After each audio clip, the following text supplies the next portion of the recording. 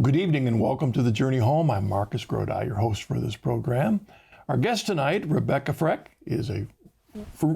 we try and use a couple of terms to kind of summarize the whole journey to give you a flavor for what our story is going to be like tonight. A revert, but former agnostic. Yes. Is that a good summary? All right. Yes.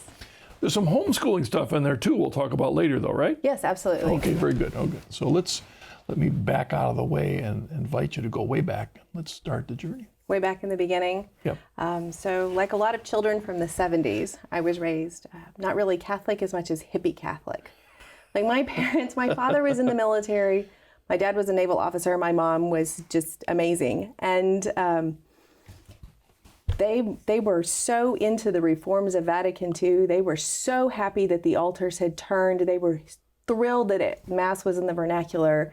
They were all about the guitar masses and the tie-dyed stuff. The tie-dyed and the stoles and the felt banners and all of the things that people go, oh my gosh, now. Like my parents loved that. One of my earliest memories of Mass is actually a Godspell Mass on Easter Sunday morning, and my father and another man from the choir walking in with their ram's horns and going doo-doo, and then they took like 4 more steps and doo-doo, and then my mother and the women from the choir with their ribbons on sticks, like dancing their way down the aisle as the processional of Mass. And so that's really very much the way that I was raised. It was very emotion rather than theology, and very, very strong in that all through the 70s. You would say, though, well-meaning. Very well-meaning. Oh, no, absolutely well-meaning. They were very alive in the 70s, especially in the joy of God. Maybe not rooted so much in the word of God, but very, very much in the joy. And it was reflected in the way that they celebrated Mass. Okay. And so that was very much the way that we were raised, and went to Catholic school. And I started off in Catholic school with nuns, and God bless those ladies. And poor Sister Catherine, my first grade teacher, who would send letters home every day to my mother that I would talk in class. Surprising nobody, every year of school got letters sent home to my mother that said I would not stop talking in class. And, my mother eventually pulled me aside one day and she said, you have to learn to get control of your tongue. Like you have to control that mouth, because nobody is ever going to pay to hear you talk. Like this is not a thing that people do. And so now when I go out and I speak at conferences, I always start with that, and I tell the audience that this is what my mother said, and I take my phone out, and I have everybody wave and say, hi, Mom, and I just like scan the audience. So like, hi, Mom, I'm on TV talking. And she thinks it's hilarious, and she goes, okay, perhaps I was wrong. She does think it's very funny to this day. But I was raised in Catholic school, but I was raised also in the military, and so we moved every 6 months to 2 years. And my parents would look for the most liturgically liberal church that they could find. Not socially liberal. They were very socially conservative. You know, they were very pro-life. They were, very, so very they were solidly Catholic. They were solidly Catholic in their morals. But they would look like the more guitars you could put up on the altar, the happier they were. They really, really loved the reforms of Vatican II. I was going to say, and we look back, and we might, with hindsight, have criticism, however. Right. But in the time, I think I wasn't a Catholic then, but I was a Protestant involved with the same stuff. Right, yes. So at the time, a majority of those celebrating that way would have thought this is what's happening. This is right. This is in line. This is good. Great. This is a wonderful thing that we're doing.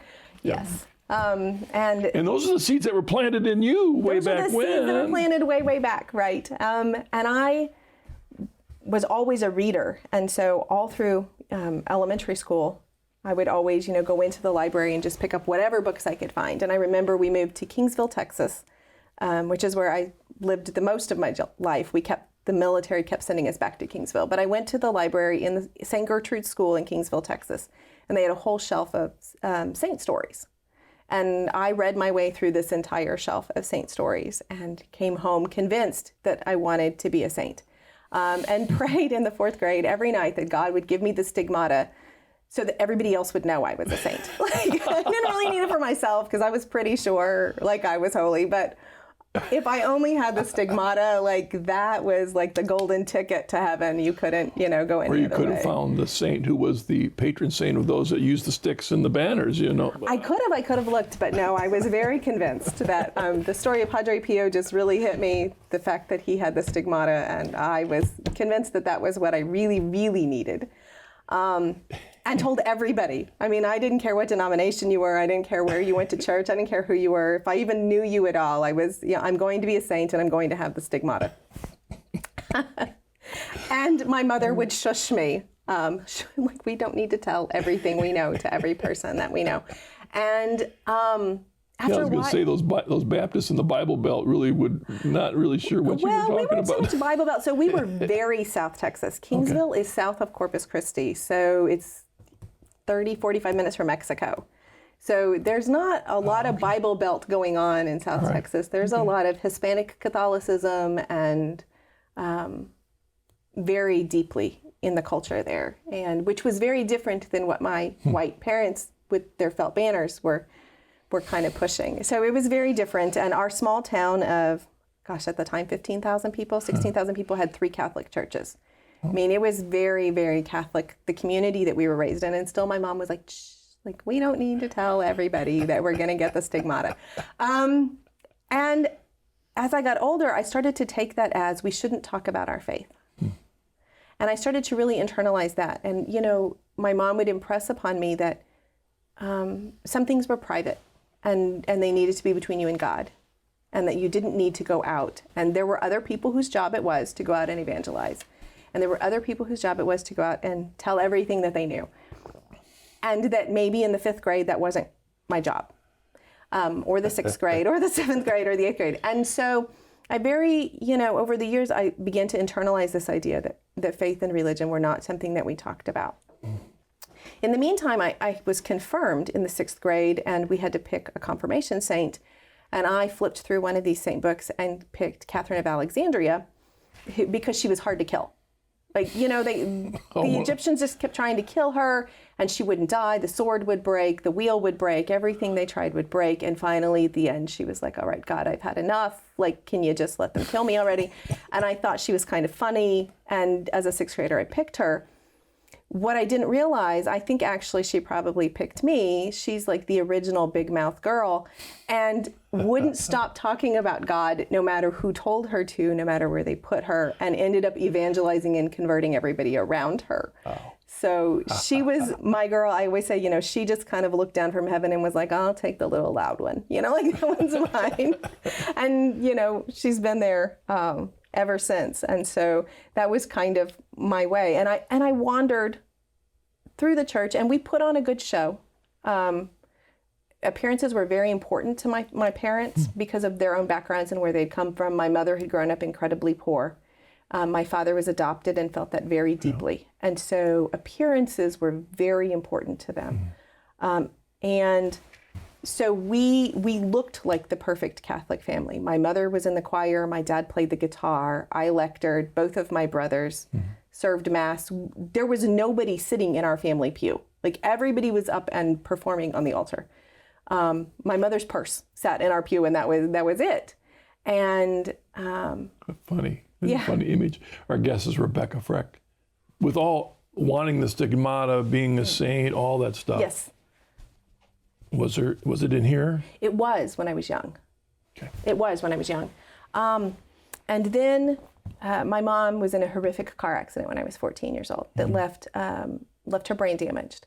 She was in a coma for a month. She was in rehab for 9 months.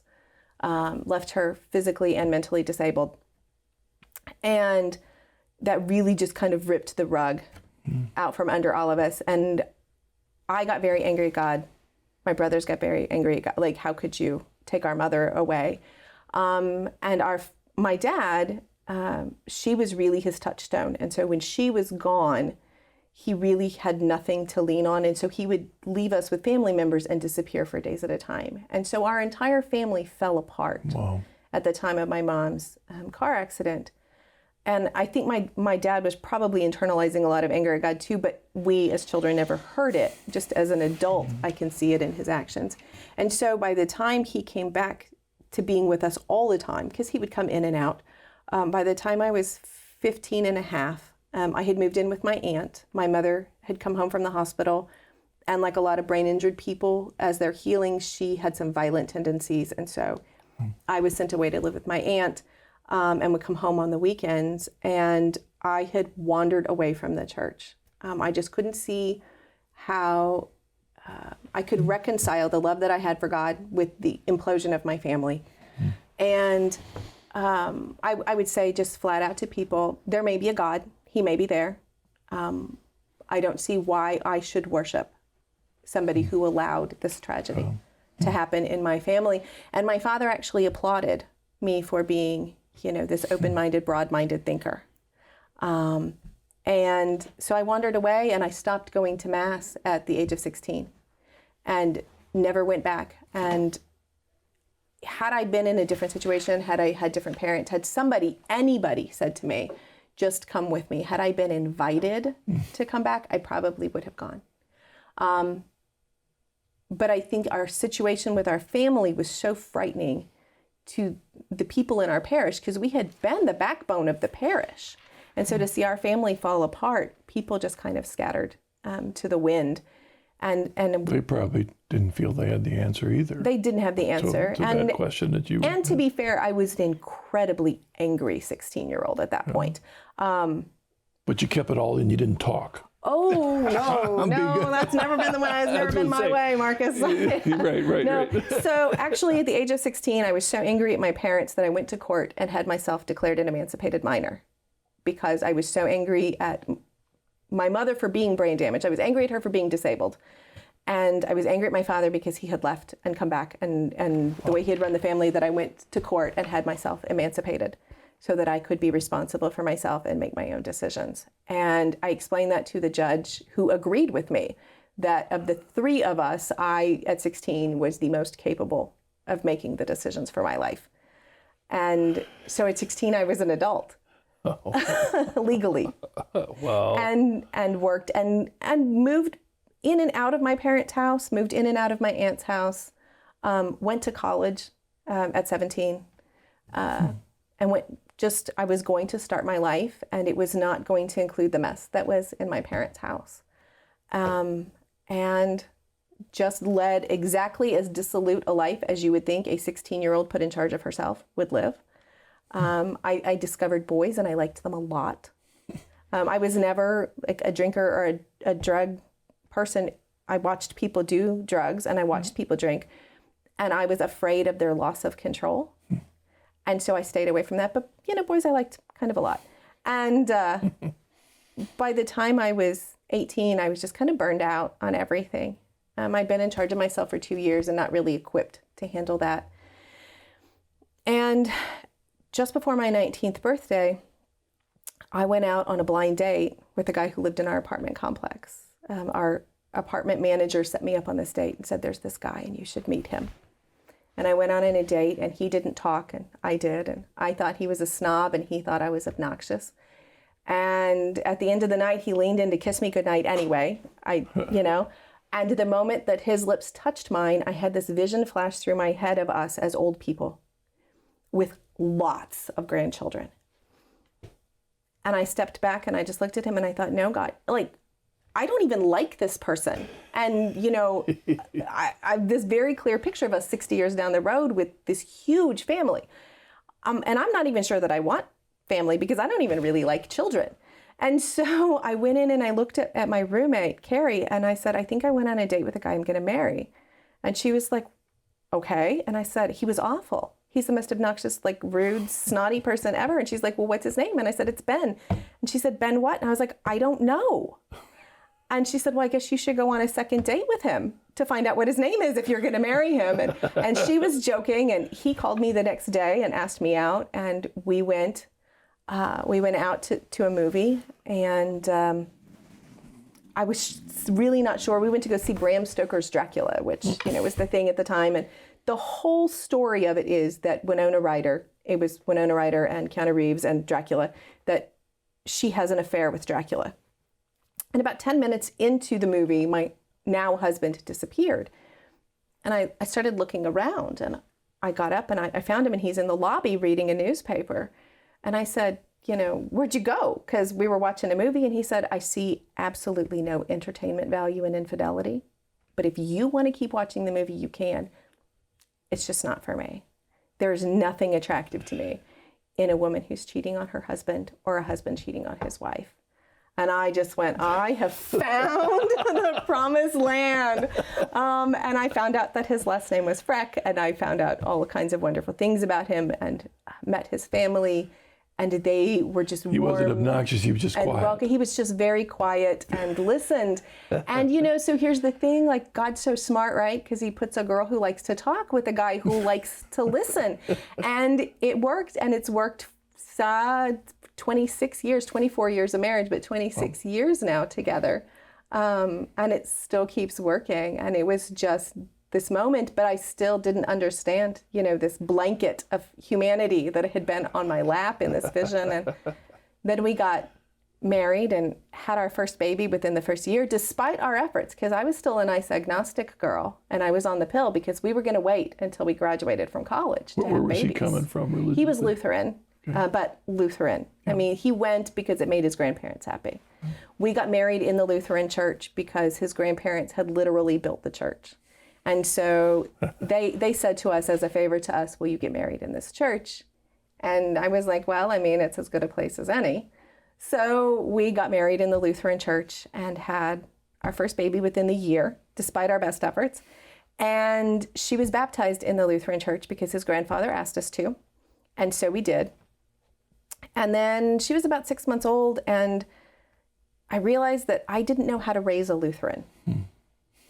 And I went on a walk with my husband, and I said, we need to decide, as she's in her little stroller, and we're still poor college students. And I said, but we need to decide, are we going to raise her agnostic, in which case we need to stop going to church? Are we going to raise her Lutheran, or are we going to raise her Catholic? And I guess what I'm asking is, which one of us is going to be in charge of her, religious upbringing? Because I don't know how to raise a Lutheran. So if you want her to be Lutheran, that's fine with me, but then you have to raise her. Like, you're in charge of the God stuff, because I know stigmatas and saints. I don't know Martin Luther, At this time you were still agnostic, or were you I was still agnostic. I mean, you were an atheist. I was never an atheist. I always entertained the idea that there was probably somebody in charge, that there really wasn't any, that randomness didn't make sense to me. Okay. Coincidence didn't make sense, that there had to have been some sort of purposeful creation. But I had a really hard time believing that whoever had created the world wasn't just sitting back and watching it on TV. That actually was compassionate and loved us and was in charge of things. I thought we were more like an entertaining television program for God. Okay. Yeah. But it wasn't a main issue between you and No, we were both in the same dispassionate place. And so he said, I don't want to be in charge of religion. And I said, well, then we're going to be Catholic. And he went, okay. And so we started going to the Catholic Church. I mean, it was just that easy. It was, well, if we're going to raise her something, and our families both say we should raise her something, so in order to keep them quiet, we'll raise her Catholic. And so that first Sunday that we took our sweet little baby, Madeline, to Mass, and I sat in the pew, and I hadn't been to Mass since I was 16.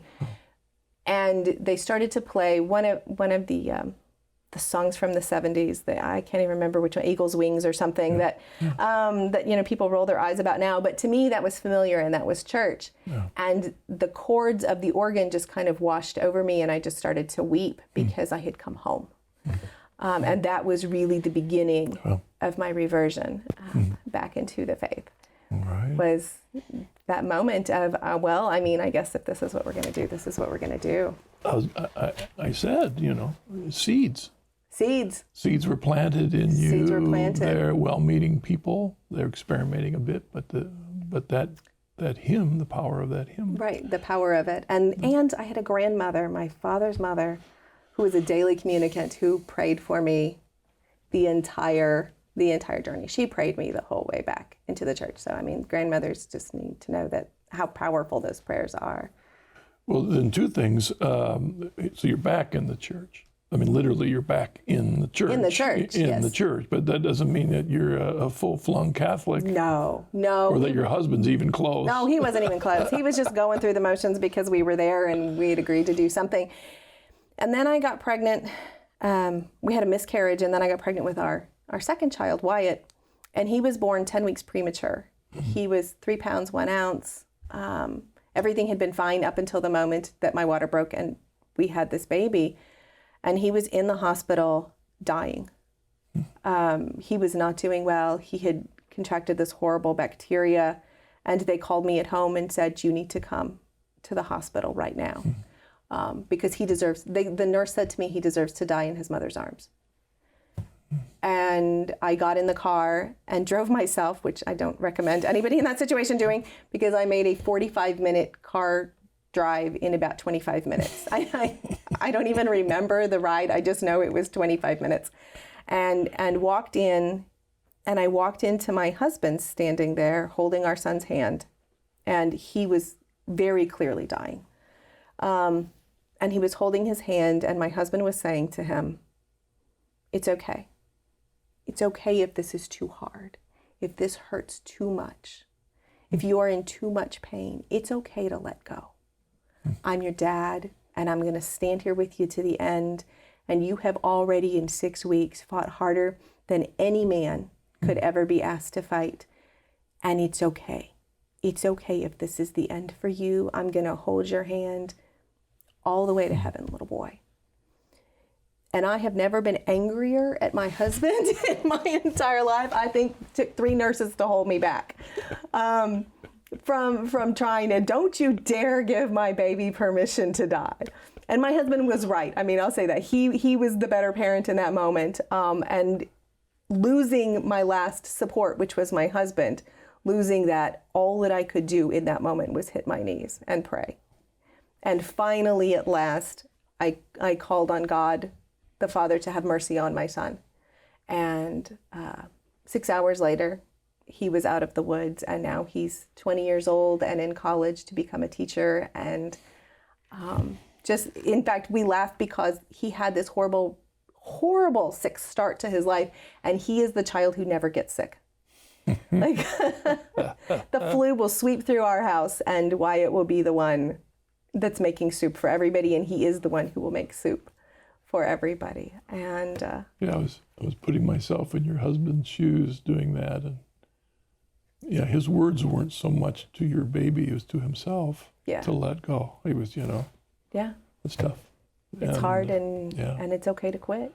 And he was right. He was going to walk our child all the way to heaven, and that's what parents are supposed to do. Like, that's my job as his mom, is to get him into heaven. Yeah. So you saw an answered prayer. I did. Did that kickstart even more? It did. It really began to kickstart it for me. And then the next step on my journey back was, we had a neighbor move in next door to us who was a very devout Baptist. And nobody will make you learn the Catholic faith quite like having a Baptist next door neighbor. And she would ask me all kinds of questions that I didn't know the answers to, because I was catechized in the 80s when it was, God loves you, and that was all you really needed to know. And so she would ask questions, and I would start doing research so that I could give her answers. And then I would give her answers and feel so proud of myself. And then she would ask me another question, and I was like, oh, I don't know that one either. And so I would have to go back to researching. And so I became a furious researcher of the faith. And about the same time, my brother was sent to Iraq. My younger brother was sent to Iraq. And he had run into Protestant circles over in Iraq. And they were asking him questions he didn't know the answers to. And so he would use his one phone call home every 2 weeks to call me and ask me, like, these are the questions they're asking me. I don't have the answers. Can you look them up? And unfortunately, I could not research fast enough for him. And my brother fell away from the church and is now a Baptist minister out in Utah. So Thanksgiving at my house is very, very fun when we get together. It can be very loud, but we all admit that we love the same Jesus. I was going to say, you celebrate Jesus. We love the same Jesus. Like there was a day I pointed to the crucifix on my wall and I said, listen, the bottom line is we both agree who that is, what he is, and what he's doing. And he was like, yes, we do. So we both love Jesus very much, and we just come at it from very different angles. Mine is right. And I tell him that all the time. You're coming from a different angle. Mine is right. And someday you'll know that. My grandmother used to say, you can be whatever you want on earth, but everybody in heaven is a Catholic. So eventually, one way or another, he will come back to the church. But that was really, really the push, is that through trying to find answers for my neighbor and my brother, it really forced me to catechize myself. And then we came out the other side, and I found that I really knew the faith pretty well. And I started looking for maybe deeper liturgy than the felt banners of the church that we were going to. And there was nothing wrong with had your our research church. at this point had an effect on Ben, right? On Ben, yes. Kind of. I mean, I think he was kind of tired of listening to me because I kept having these aha moments, and I would like reach over and shake him awake and go, oh my gosh, this unbroken line of popes, and like, here they are, and I can read them to you. And he would be like, okay, great, it's 2 a.m. And I'd be like, I know, isn't this exciting? And I can envision him during this time. He'd reach over and look at your hand and say, well, no, not yet.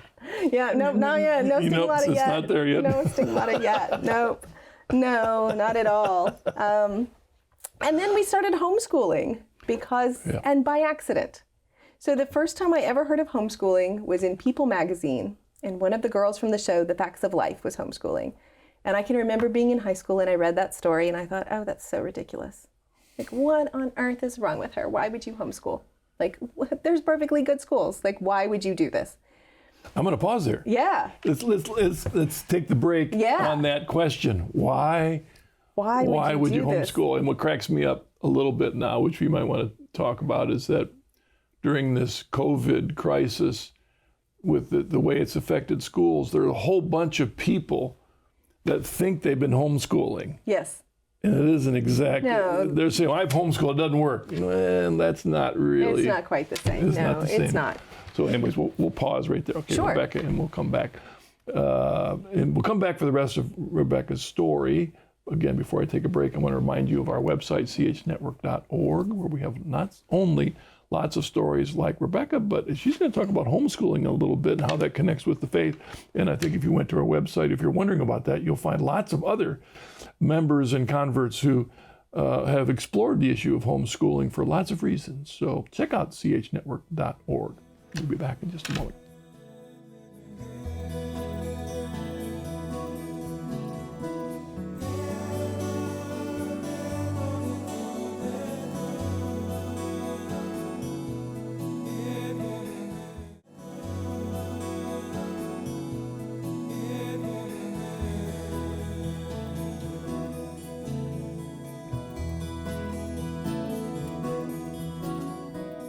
Welcome back to The Journey Home. I'm your host, Marcus Grodi, and our guest is Rebecca Frech, Revert, former agnostic. We've got her in the church. Yes. You're in the church. I'm in the church.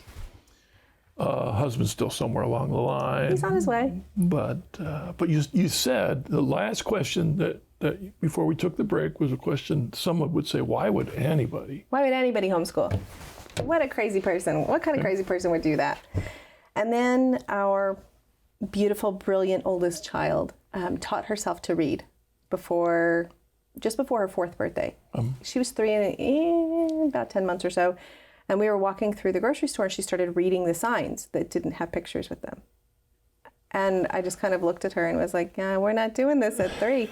And by her 4th birthday, she was really reading, and very clearly. I mean, there was no doubt about it. And we were getting ready to enroll her in the local preschool. And I went to them and I said, this is great socially. Like, put her with the 4-year-olds, please. Because, I mean, I had graduated early and I knew that was a mess that she didn't want to be in. So please put her with the 4-year-olds, but what are you going to do for her mind? And at the time we lived in Oklahoma, and the school district said the state of Oklahoma does not do any advanced placement classes until 2nd grade. And I thought, oh no, because she's advanced and she needs some advanced help here. And I said, so what will she be learning in preschool? And they said, well, her colors and her letters. And I said, well, no, she knows her letters. So she's reading and you're going to be wasting her time. She's going to end up being that nightmare student that won't stop talking in class. My poor mother. And so I went to the local private school and I said, what can you do for her? And they did have an advanced curriculum. And so we downsized houses and put her into the local private school, which was just a non-denominational Christian school, because we could not afford the Catholic school. We had gone to them and there was no way. We could eat or we could put her in Catholic school. So we decided we liked to eat. And so we put her in this non-denominational Christian school. And she was there and she was doing well for about 4 months. And there was a bully in her class that she kept coming home with bruises. He was swinging toys around and hitting her. And they wouldn't remove him from class because he was the principal's son. And so he was the principal's son, so they would not remove him from class. And so he jumped off the monkey bars one day and landed on one of the girls in her class and broke this little girl's arm. And that's the day we pulled our daughter out. Yeah. Because if you can't keep her safe, the rest of it doesn't matter. Yeah.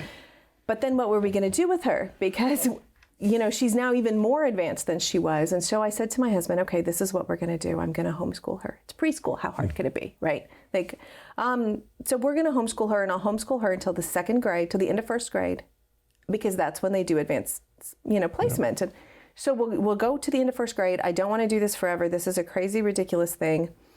And he said, okay, kind of tentatively, but okay.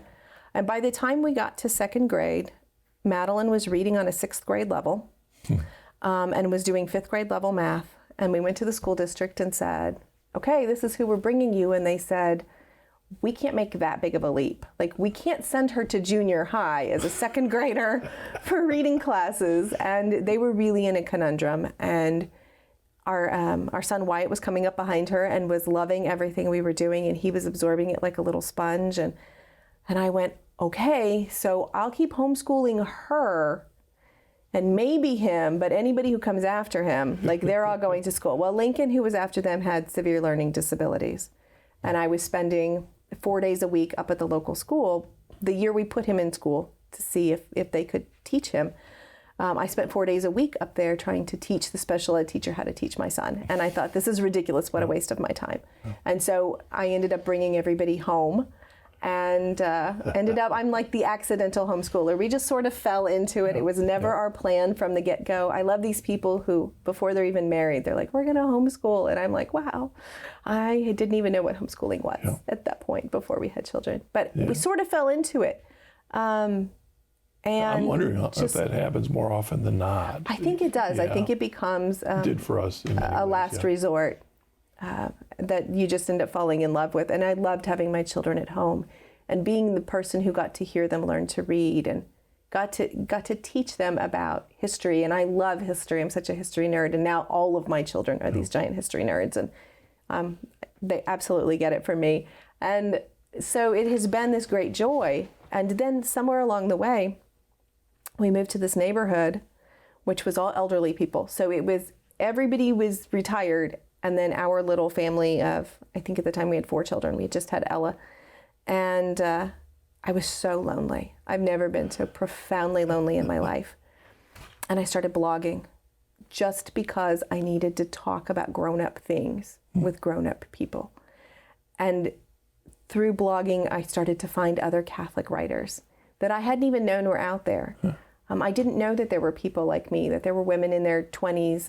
At the time, I was in my late 20s, and I didn't know that there were women in their late 20s who had large families and loved the faith, and that I wasn't alone, and I wasn't this weird freak. And the bloggers really pushed me to read Humanae Vitae, because although we were Catholic, we were still contracepting. It wasn't working particularly well. We are the failure rate. Had no one in the local. I had never heard anybody preach about contraception. I had never heard anybody talk about contraception. It just wasn't, it wasn't touched on. It was, kind of the third rail of religion, and nobody was going to discuss it. but people kept talking about it on their blogs, and I kind of wanted to join in the conversation, but I didn't know. And somewhere in the back of my head, I thought, well, I mean, I'm a woman with all these children, so clearly I know better what's good for me than these old men in Rome who've never even been married. And I was so dismissive of the old men in Rome. And then I read Humanae Vitae, and it was beautiful. And I sat there and held it. And my husband came home, and I was crying, and I just looked at him, and he said, "What's wrong?" And I handed it to him, and I said, "It's right. And when you know something is right, you have to act upon it. And this is so beautiful, and it's so true, and it's so right. And oh my gosh, what are we going to do?" Because we had 4 children, and we were beyond done. So when we got married, I had said I wanted 4 children, and my husband said he wanted 1. And we were at 4. So,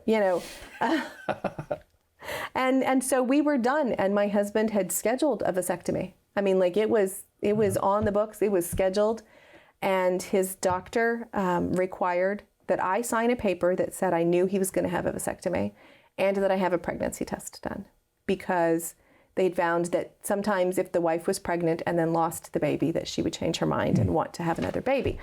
And so they wouldn't his doctor would not perform a vasectomy if I were pregnant and if I refused to sign the paperwork that said I knew he was having this done. That was just their office policy. And here I am, having just read Humanae Vitae, sitting there holding this, we call it the permission slip, holding this permission slip for my husband to have a vasectomy, and sobbing. Like I had this huge mental breakdown, sobbing in our bathroom, going, "I don't want to go to hell. I just don't want to go to hell." And he was like, "Okay." And I was like, "I can't sign this." And he's like, "Listen, it's me. This is, my choice I'm making." And I was like, "And that would be fine, except I have to sign this paper. And I can't sign this paper." And so... And he wasn't on board yet. He wasn't on board. He wasn't Catholic yet. Yeah. And so we went in the next day, and he was going to talk to the doctor. "Can we do this without my wife signing this permission slip?" And the doctor said, "I can't do this. Your wife is pregnant." And I went, "Oh no, like this is not the plan." 4 was the plan. 4 was the plan. And we found out I was pregnant with my daughter Bernadette, who went on to be my favorite saint. Bernadette was stillborn. And this child that we hadn't wanted, that, had been such a sore spot between the two of us, because we were done after 4. He was done after 1. We were done after 4. Mm-hmm. And then this beautiful, sweet baby died before she was born. She died on the 4th of July and was born on the 6th of July. Mm-hmm. And we buried her on the 9th. And I don't know what moved the priest in our parish. They were renovating the parish, and we were still kind of pretty nominal Catholic. We were not, I mean, I knew the catechism, but we were not like the daily mass goers. We were, we were not the people you would say were super on fire for the faith. And he called me and he said, "God has really moved my heart to say to you, we have pulled up the marble tiles that are underneath the tabernacle, because we're replacing the floor. And would you like the marble that has sat under the tabernacle to line the inside of her grave?" And so she is buried surrounded by the marble. Wow. Yes, that had been directly underneath Jesus. And then they had to jackhammer out a piece of the slab that was even under that. And he offered that to us, which now is her headstone. We had a brass plate bolted to this slab of concrete that sits on top of her grave, and then she's surrounded by the marble. So she is surrounded by the presence of Christ. Wow. Wow. And she's the most powerful intercessor that I know, my daughter. Because it had become, as I was becoming more Catholic and my husband wasn't, it had become a real sore spot in our marriage, and it was becoming a lightning rod. And I said to her, "Sweet little girl, you are standing before the throne of God, and you need to pray for your father. You are standing there. This is your job. This is your only job. I'm your mother. I'm telling you so. Go talk to God. Like, this is on you." And about 6 weeks later, my husband, we were doing something, and he kept looking at his watch. It was a Wednesday night, and he's like, "Yeah, I got to go take a shower. I got to go." And I was like, "Where are you going?" And he goes, "I'm going to RCIA." And that was it. And he went, and the next year he was confirmed a Catholic. And on our 10th wedding anniversary, we had our marriage vows convalidated in the church. And pretty soon after that, we had our son Cullen, who I had gotten pregnant with almost immediately after losing Bernadette. And went on to have quite a few more children after. Cullen is our number 5. And we now have 9. And so, God knew what he was doing when I was, too pregnant for my husband to have a vasectomy. But our sweet little Bernadette is, our favorite intercessor. And when we're in times of need, and we've had several friends who have been in pregnancies that they thought they were losing. And every time I say to them, ask Bernadette for help, because tell her mom said. Oh. And every one of them has somehow miraculously kept their pregnancies. Wow. So she is our sweet girl. You've homeschooled these children? Yes. Has the faith been, you look back on your own upbringing. Yes. The way you learned the faith or didn't learn the faith, and the seeds that were planted. Has that been a real strong impetus for you in your homeschooling to make sure this is an opportunity for witness? It wasn't in the beginning, but it became. Being Catholic became just a flavor in everything that we do in our lives. I have a friend, my Baptist friend, who pushed me to learn my Catholicism, and she said, the difference between then and now is, she said, now it's almost like Catholic bouillon, like bouillon cubes that you put in soup. And she said, your Catholicism is just the flavor that kind of infuses your whole life. Like it's your whole life has been steeped and stewed and cooked in the Catholicism that just kind of permeates everything. And we're seeing that with our children as they're growing, that it is the flavor that colors their lives. An email from Catherine, yes. Maryland. As an RCIA director, I'm interested in learning ways to better welcome and integrate fallen away Catholics back into the church. Does Rebecca have any idea for how to make parishes more welcoming to those wishing to return to the Catholic Church? Yeah. So this is actually one of my beefs with how we do things. Right now, there is no mechanism for Catholics who are coming back into the church. You just show up. You just show up and sit in the pew. You should go to confession, but nobody even says to you, you should go to confession. You just show up and you just come back. And so we have these people who are coming back who still don't know the faith, who still are not catechized. It would be because for Catholics, you can be very committed to the externals. Yes, and have it not touch your heart. So when you go away and you come back, you just jump into the externals again. You just run right back in, right? You're just right back in Mass. And it still may not be something that you know. Yep. And so I would say to invite them. That would be my first thing, is invite them to RCIA. Maybe invite them to a Bible study or a catechism class or something, but reach out to them and say, hi, I'm so glad you're back. Let us help you learn what it is, the reason that you left in the first place. Why did you go? And how do we help to fix that? We can have these little badges that say, I was a Catholic and gone for 15 years, but I'm back. I would have walked up to that person and been like, tell me your story. The reason I say that facetiously is that one of the problems I've often thought with Catholic churches, that when we work with men and women coming to the church, they often say, well, there's no fellowship. They don't talk to me and all that. Well, part of the problem with the Catholic churches is you have a big Catholic church that's got 5 masses. Right. So when you see somebody that you've never seen before, you don't know if they're a new person or they just went to the other mass all their life. So Catholics aren't very good at reaching out to do just what you said. How do you invite somebody when I don't know. So how do we encourage Catholics to actually reach out and invite someone? Right. I think that has to start at the top. That has to start with the priest. He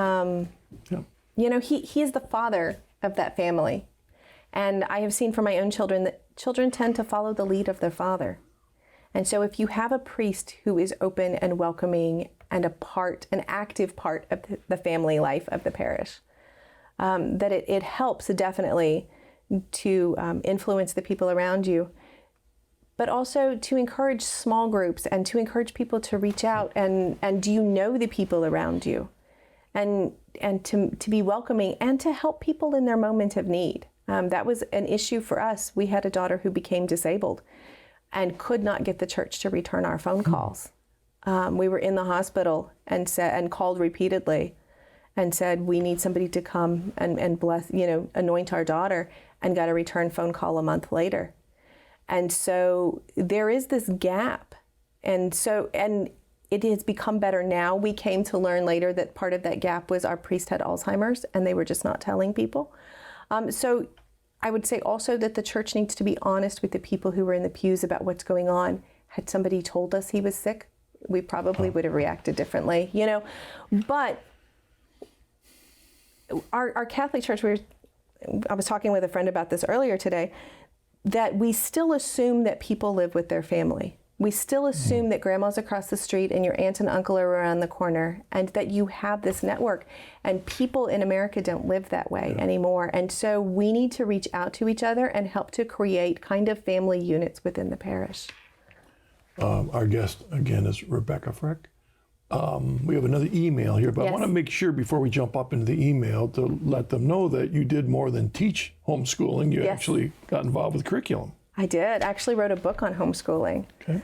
7 years ago now. I wrote a book. I went out, and I'd been homeschooling for about 4 years, and a friend of mine said to me, can you help me find a book? I need a book. I need somebody to tell me how. I don't feel comfortable just jumping in. And I started reading all of the books that were out there, and they were so intimidating. I called her and I said, this is ridiculous. I can't homeschool. And she said, no, you've done it for 4 years. And I said, no, but I'm reading these books and I can't do this. And I realized that the books were written for a different personality type than I was. And they were written for people who were more introverted, who were definitely more organized than I was, who had a vision and a plan for this, rather than the person who says, oh my gosh, my daughter can read, she can't go to school because she's too advanced. Now what do I do today? And so I set out to write a book for the kind of scatterbrained, extroverted, fly by the seat of your pants, what are we doing today kind of Catholic homeschooler. Well, in the process of homeschooling, and my wife Marilyn did most of it, so I got to be careful because she'd be sitting here. She was the expert at homeschooling. But we learned in the process that homeschooling can happen in lots of different ways. Yeah, it doesn't have to be type A, ordered. Right. It doesn't have to look like school at home. Right. That's amazing. No, you don't have to have a teacher's desk and children's desks and a blackboard. I think most of our boys learned homeschooling just doing stuff on the farm. It was all kinds of stuff. Yeah. But they were readers. That was a big part of it. Yes. If they become readers, then you're... Then, right. And to me, in my opinion, and other people have their own opinion, but in my opinion, the purpose of homeschooling is to teach your children how to learn. Yeah. And how to teach themselves, how to acquire information. And if you have taught them how to assimilate information, how to go find it, research it, take it in, sift it, and figure out what it all means, that will last them for the whole rest of their life. It doesn't matter what they've memorized or not memorized. I want to be careful. I don't want to be critical of schools. No. But the one thing that homeschooling does, depending on where you're living, is you can make sure that the faith element is a part of what they're receiving. You have a lot more control over what your children are learning and what the influences on them are, yes. What about, get your answer for this, because the number one question about homeschooling is, what about the social aspect? They don't get to know other kids. They don't learn how to talk with other kids. That's the easiest one. I know everybody always thinks that's the big one, and I always flash back to those days in Catholic school when I got in trouble for talking.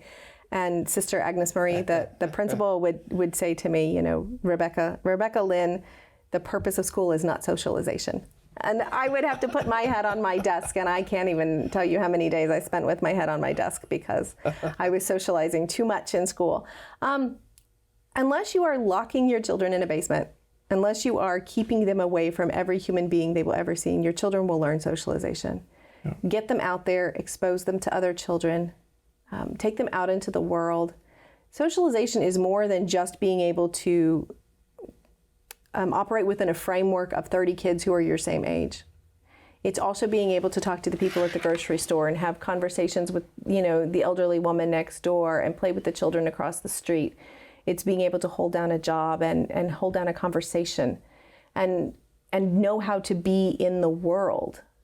and how to have relationships with other people. And I actually am not 100% convinced that a classroom of people all the same age is the best and most appropriate way to learn that. I was going to say you have a better control as parents over a selection of who they socialize with. Yes.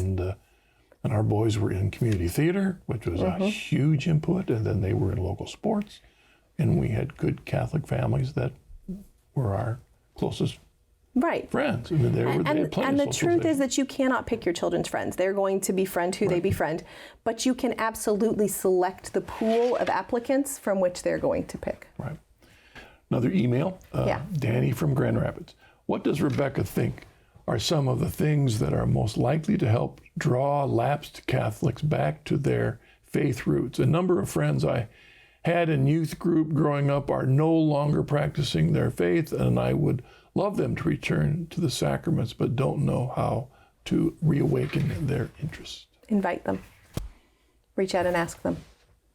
I think that's the number one thing that we as Catholics don't do. We don't call our friends and invite them to church. You know, my Baptist next door neighbor invites me to church 3 or 4 times a year. How long, you were never asked Nobody back. ever asked me. No, I left the church at 16, and nobody between 16 and 20, nobody ever invited me to come to Mass with them. No. So if you have friends or family members who have lapsed, ask them. Just reach out and ask them.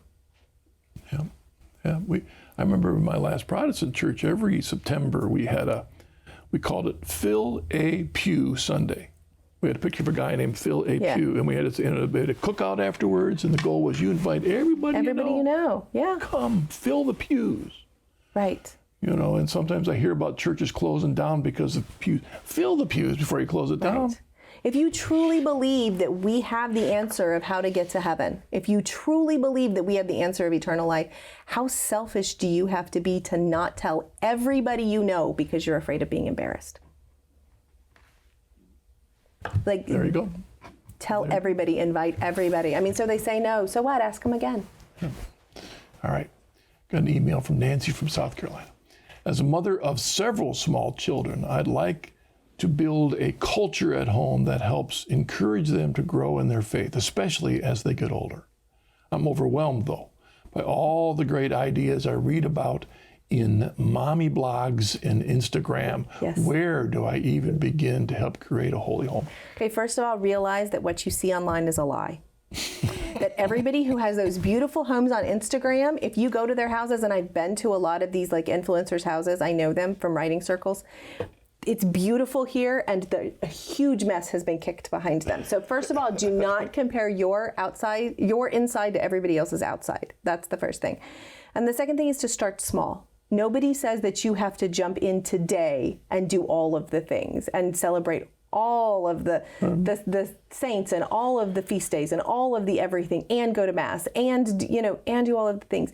Pick one thing, pick one and start small. So this week we're going to go to daily Mass on Wednesday, and that's going to become a part of our routine. And once Wednesday becomes an easy part of your routine, then you add one more small thing. And you just do small things because that's how you do big things. You do them a small thing at a time. Yep.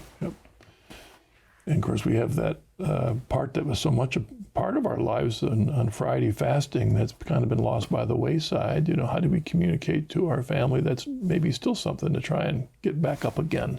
Right. I mean, first of all, when all the traditions are changing all around us. All of the traditions are changing. I mean, I think you just do it. You know, you just look at your kids and you go, listen, it's Friday, we're not eating meat. I mean, it's not going to kill them to have, cheese pizza on Fridays or a salad or some kind of a, casserole. A lot of catechesis there. We got a little over a minute here. I'm thinking there's someone watching who's left the church and is angry and just happened to turn on this program. What would you say to them? You're not hurting God by your anger. You're only hurting yourself. I mean, there's like that old saying about anger, that anger is drinking poison and expecting the other person to die.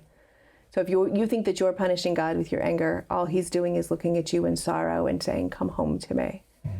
So set down as much of the anger as you can and take a step toward God until you can set down more, and then set down more and take another step.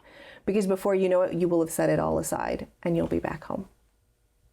And you seem to also be a witness for those whose spouse isn't quite there yet. Not quite there yet. Just keep inviting and keep loving and keep praying. And ask my Bernadette. I mean, apparently she's really good at this. Ask my Bernadette for some help. Tell her mom said. Ask the saints for help. And also look to the saints for inspiration. Go and find saints like Saint Rita, who had a spouse who was not in the church, and she loved God so much that, she prayed him home. Thank you, Rebecca. Thank you. Thank you for sharing with us all that you are doing for the Lord and all that the Lord has done in your life. Thank you very much for Thank you for having me here. Program. And thank you for joining us on this episode of The Journey Home. I do pray that Rebecca's story and her return to the faith is an encouragement to you. God bless you. See you next week.